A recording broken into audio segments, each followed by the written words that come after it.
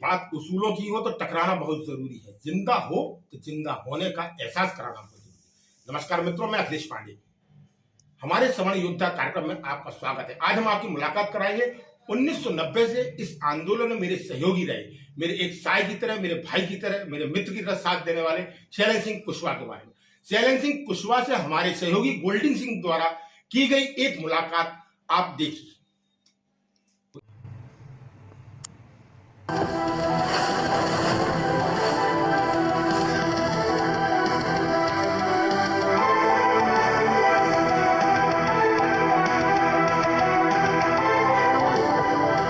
हंगामा खड़ा करना मेरा मकसद नहीं है, कोशिश है ये सूरत बदलनी चाहिए। नमस्कार, मैं हूँ गोल्डी सिंह, आपका स्वागत है। करेंगे शैलेंद्र जी से, जो पिछले 3 दशक से आरक्षण विरोधी आंदोलन में संघर्ष कर रहे हैं। आपने कितने बड़े थे स्कूल BSF से प्रारंभिक शिक्षा ली, फिर आपको क्या जरूरत पड़ी जो आप इस आंदोलन में जुड़े? युवावस्था में जुनून रहता है, राष्ट्र के प्रति कुछ कर गुजरने का, समाज के प्रति कुछ कर। निश्चित तौर पर BSF स्कूल जैसे प्रतिष्ठित स्कूल से मैंने शिक्षा प्राप्त की, सेना में जाने की मेरी इच्छा भी थी। लेकिन फिर ऐसा महसूस हुआ कि समाज में बहुत कुरीतियाँ हैं। जो सेना बाहर के दुश्मनों से लड़ रही है, इस देश के अंदर भी बहुत दुश्मन है, उनसे लड़ने के लिए भी एक सेना की जरूरत है। समाज में मेरे जैसे और मेरे जैसे कई लोग हैं जो इस लड़ाई को लड़ रहे हैं। देश को अगर आगे ले जाना, अंदरूनी दुश्मनों से भी इतनी लंबी लड़ाई लड़नी पड़ेगी, इतने भारी दुश्मनों से। शैलेंद्र जी, आप किस बात से प्रेरित होकर इस आंदोलन से जुड़े? मेरे लिए जीवन में जो भी मैं आज भी कार्य कर रहा हूँ या पूर्व में मैंने जो भी कार्य किए, उसमें मेरी प्रेरणा हमेशा से शहीद भगत सिंह रहे, शहीद चंद्रशेखर आज़ाद रहे, जिन्होंने इस देश के लिए अपना सर्वोच्च बलिदान दिया। इनको प्रेरणा मैंने अपनी शुरू से माना। मुझे लगता है कि अभी देश को भी असली आज़ादी की लड़ाई को लड़नी है, ताकि सामाजिक और कुरीतियों से हम बाहर निकल सकें और देश को आगे लेकर सकें। इस आंदोलन की कुछ यादें बताइए, जिससे कि जो युवा है वो इससे प्रेरणा ले सके।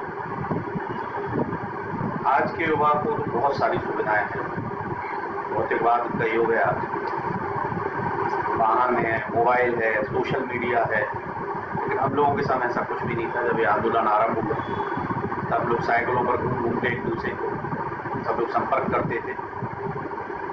जब हम जेल गए तो जेल में भी अनशन किया और शासन को फिर घुटनों पर लेकर आया। शासन ने हमें बिना शर्त रिहा किया। शासन की शर्त थी कि हम जमानत कराएं, हमने जमानत नहीं कराई तो जेल के अंदर अनशन किया और प्रशासनिक अधिकारी हमको जेल में लेने गए और जेल के बहुत से लोग हमसे उस दिन मिलने भी आए। उन्होंने हमें प्रोत्साहित किया। जब आप देश के लिए लड़ते हैं, समाज के लिए लड़ते हैं, तो बहुत लोग आपके साथ होते हैं और अदृश्य शक्तियाँ भी आपके साथ होती हैं। ये आप हमेशा याद रखिए। तो युवाओं से मैं निवेदन करूँगा कि इस आंदोलन को आगे ले जाने के लिए उनके कंधों पर जिम्मेदारी है, वो अपनी पूरे शक्ति और पूरे मनोबल के साथ इस आंदोलन में आगे बढ़े, ताकि समाज को नई दिशा दे सके। पहले इतनी सुविधाएं नहीं थी, फिर भी ये आंदोलन इतना गति पकड़ रहा था, पर अब इतनी सुविधाएं होने के बावजूद ये आंदोलन इतनी गति नहीं पकड़ रहा है। ऐसा क्यों? मुझे निजी तौर पे लगता है कि हम लोगों ने जब इस आंदोलन की शुरुआत हुई, प्रारंभिक काल में ही हम लोग काफ़ी सक्रिय रहे, तब संसाधनों की बहुत कमी थी। हम लोगों ने साइकिल पर घूम के, तभी मोबाइल वगैरह की भी सुविधाएं नहीं थी, उसके बावजूद लोगों से संपर्क करते थे। ये कमिटमेंट था, एक समर्पण था युवाओं में तब। आज का युवा समर्पण भूल चुका है और उसमें संयम भी नहीं है। वो संयम नहीं रख पा रहा है और बार बार मूल मार्ग से भटकता है। उसे यही नहीं मालूम कि राष्ट्र को आगे ले जाने के लिए किस मार्ग पर जाना है। इस संयम की कमी और बहुत ज़्यादा तेज़ी जो सामाजिक तौर पे आई है, उसके कारण भी आंदोलन को गति नहीं पकड़ पा रहा। इसके लिए ज़रूरी है कि कुछ समर्पित युवा आगे आएँ और पूर्ण रूप से अपने आप को आंदोलन में झोंक दें, तभी ये आंदोलन आगे जा पाएगा। इस आंदोलन से जुड़े थे तो आपको बहुत मुश्किलों का सामना करना पड़ा होगा। कई बार जेल गए होंगे, कई बार घर से बाहर भी गए होंगे, तो आपके परिवार वालों ने बहुत डांटा होगा आपको, बहुत मुश्किल, मतलब आपने काफी परेशानियां फेस की होगी, तो कैसे फेस किया आपने उस टाइम? बड़ा कठिन समय था परिवार में बहुत, क्योंकि उस समय जो जीवन का होता है, जीवन निर्माण का समय होता है, पूरा भविष्य उस उम्र में निर्धारित होना होता है। निश्चित तौर पर कोई भी माँ बाप ये चाहते कि बच्चा ऐसे रास्ते पर चले कि उसका भविष्य सुरक्षित हो। तो ये रास्ता अंधकार वाला रास्ता है, लेकिन इस कारण कई बार नाराजगी भी परिवार की रहती थी।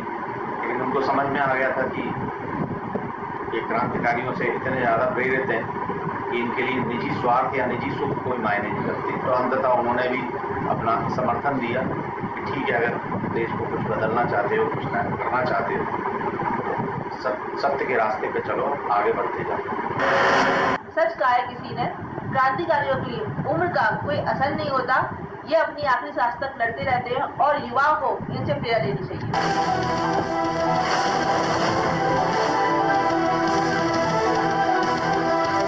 कृपया अपनी राय दें। इस चैनल को सब्सक्राइब कर हमें इस आंदोलन में सहयोग करें।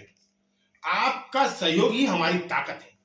अगली बार हम आपको ऐसे ही नए योद्धा से मिलवाएंगे जो सवर्णों की हक की लड़ाई को अपना पूरा जीवन निछावर करके लड़ रहा है। जय परशुराम, जय भवानी।